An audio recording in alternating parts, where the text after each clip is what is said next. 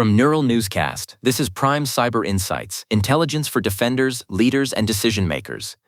Welcome to Prime Cyber Insights. Today is May 18th, 2026. A wave of researcher-led disclosures and legacy flaws are testing enterprise resilience across the board. Joining us today is Chad Thompson, a director-level security leader with a systems-level perspective on automation and operational resilience. Chad, it is great to have you. Let's start with NGINX. VulnCheck reports that CVE 2026-42945, a heap buffer overflow in the rewrite module, is seeing active weaponization just days after disclosure. Lauren, this bug actually dates back to 2008. It does, Aaron. It affects NGINX versions 0.6.27 through 1.30.0.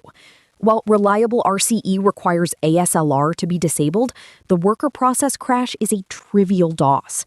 This follows reports of OpenDCIM flaws being chained by attackers using AI discovery tools like VulnHunter.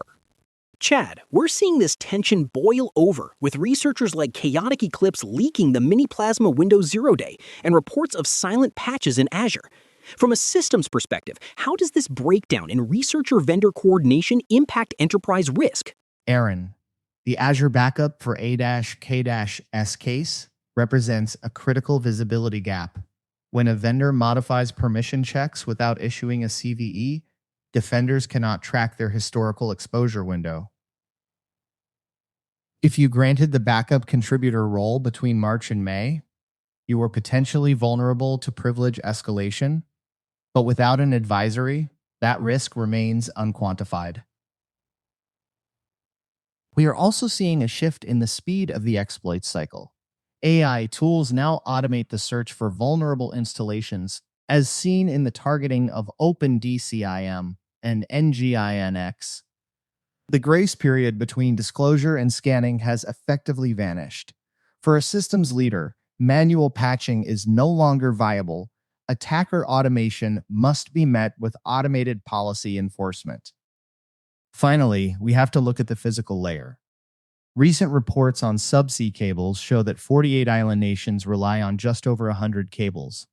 With adversarial states mapping North Atlantic routes, the digital resilience of entire regions is tied to infrastructure that is difficult to monitor and even harder to repair quickly. The infrastructure dependency Chad mentioned adds a grim layer to the current threat landscape. Turning to identity, we are seeing a 37-fold increase in device code phishing. The Tycoon 2FA kit is abusing Trustify URLs to trick users into entering OAuth codes at legitimate Microsoft login pages, bypassing MFA entirely. And it's not just phishing, Lauren. Secret Blizzard has updated its Caswar backdoor into a modular P2P botnet, where only a single leader node communicates with the C2. This makes detection within the internal network incredibly difficult. This is pure espionage tradecraft designed for long-term persistence. We also have the Grafana codebase breach. Coinbase Cartel, an offshoot of Scattered Spider, exfiltrated the codebase and attempted extortion. Grafana correctly followed FBI guidance and refused to pay, but it highlights that source code is becoming a primary target for data-only extortion crews.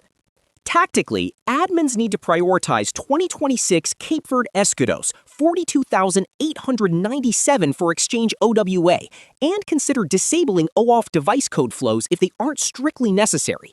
This has been a heavy week for the Microsoft ecosystem, both in the wild and at Pwn2Own Berlin. Agreed. We'll be monitoring the remediation timelines for these legacy NGINX deployments. For more, visit pci.neuralnewscast.com.